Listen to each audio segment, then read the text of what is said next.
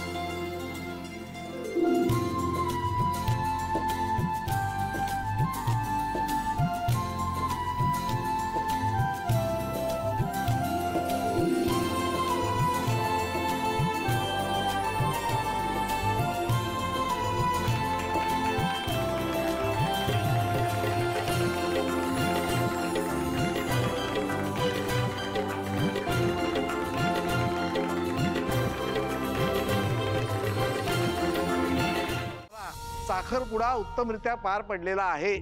तुम्हा दोघांचं अभिनंदन। थँक्यू। थँक्यू काका। Maya, Atharva, congratulations for your engagement. Thanks. अभिनंदन माया मॅडम। माया मॅडम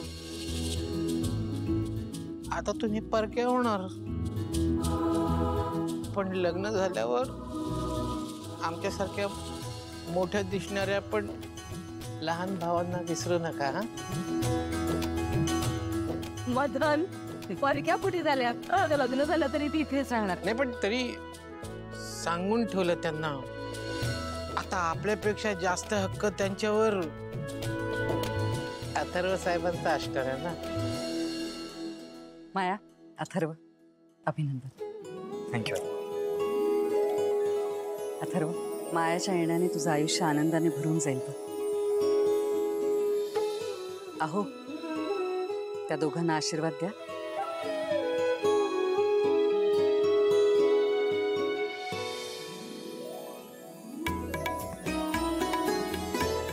आता आणखी काय वेगळा आशीर्वाद देऊ मी? दोघांनी सुखाने संसार करा। अनन्या, हाँ, कंग्रॅच्युलेशन दादा। काँग्रेट्स माया। थँक्स। माझी विदा आत्ता इथे हवी होती ना, किती खुश असते ती। पण नेमकं आज तिला ताप आला बिचारी। माया, अगं असं काय करतेस? नेहमी तिचीच काळजी असते तुला, सतत तिचा विचार करत असतेस। पण आज तुझा साखरपुडा आहे ना, आज तरी निदान स्वतःचा विचार कर। आणि माया, तुला आजच्या कार्यक्रमाचा आनंद आहे आणि तो आनंद वेदापर्यंत आपोआप पोहोचे। ना बोलणे नीच शोषित जावे, मना बोलणे नीच शोषित जावे, स्वये सर्वदा नम्र वाचे वदावे, स्वये सर्वदा नम्र वाचे वदावे। मीरा, वंदावे नाही वदावे। मी तेच बोलले ना गो राधाताई। नाही, तू वंदावे म्हणाली। वंदावे म्हणजे हात जोडावे, वदावे म्हणजे बोलावे।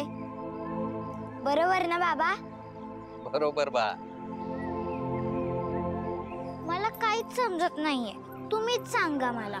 मीरा, बळा समर्थ रामदासांनी मनाला असा उपदेश केला आहे, हे मना, तुझ्या अंगी धारिष्ट्य हवं, धैर्य हवं, तुला जर कोणी दूषणं दिली तर ते सहन करण्याची तुझ्यात ताकद हवी. पण आपण मात्र सर्वांशी नम्रपणेच बोलायचं आणि असं बोलून लोकांचं समाधान करायचं. कळलं बाळा? चला बसा, पुढे सुरू करू. हात जोडा, डोळे मिटा.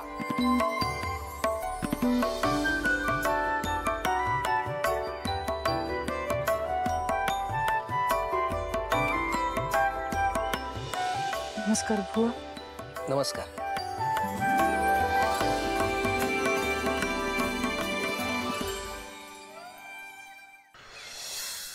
तुम्ही कोण, कुठून आलात? मी कोणीच नाही, विधवा आहे.